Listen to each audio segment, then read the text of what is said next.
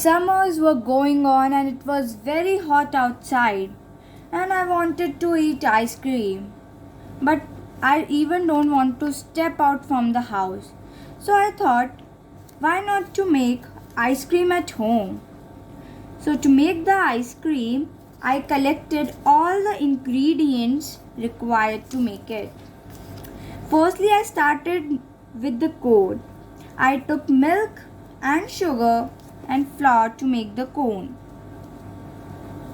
I kept it in the waffle cone maker and kept it for some time. Then I started with the second thing, which was its cream. I took milk, sugar and some chocolates to make the chocolate ice cream. I mixed it, and after that my ice cream was ready. I filled the cone with the ice cream and it was super duper yummy.